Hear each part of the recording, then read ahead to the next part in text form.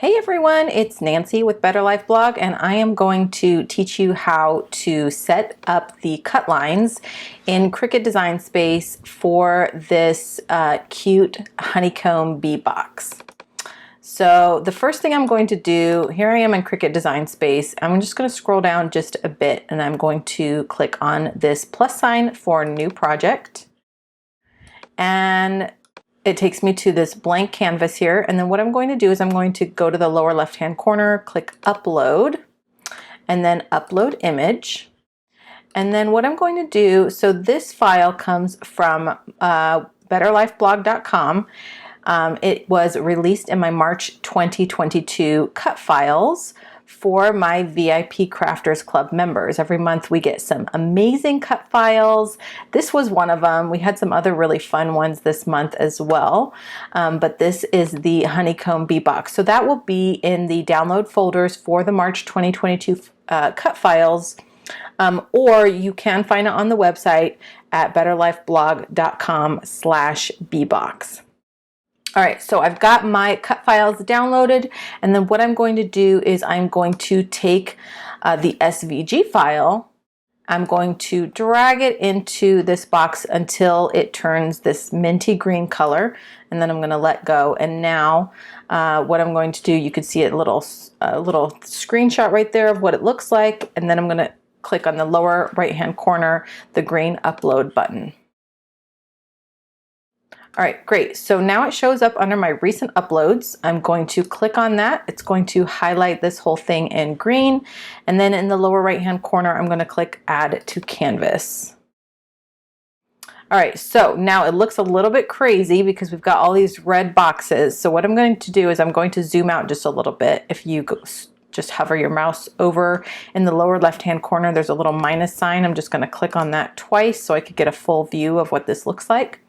All right, so I am going to ungroup this. You can either right click and ungroup like this, or in the upper right hand corner there is this ungroup button. I'm going to click on that, and that just allows me to be able to manipulate each of these pieces separately. So actually these are 4 different groupings. We have this little hexagon piece, which is going to go on the inside of the white box.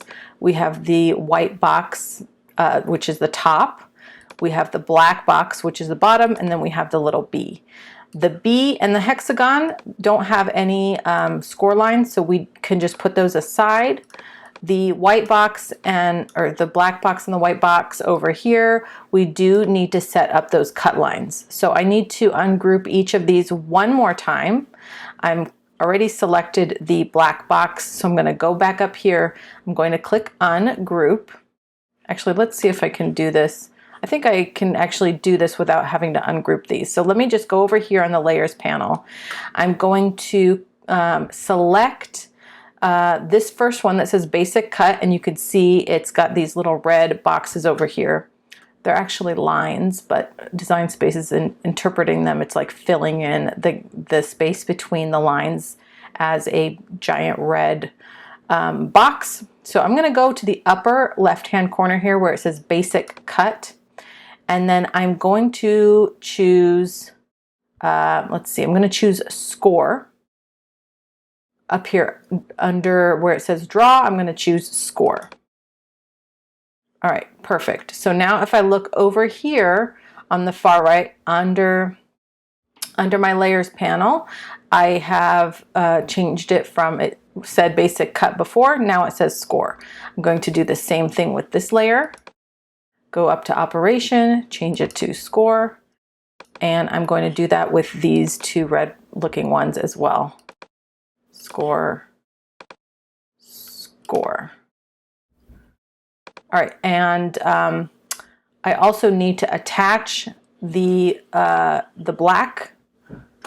So I'm going to click on the black piece of the box. I'm going to go to the lower right hand corner where it has this little paper clip, and I'm going to click attach. And then I'm going to click on the white one as well, and I'm also going to click attach. And so now both of these pieces are attached. It's really important to keep these attached, otherwise the Design Space will not know where the lines are going to go.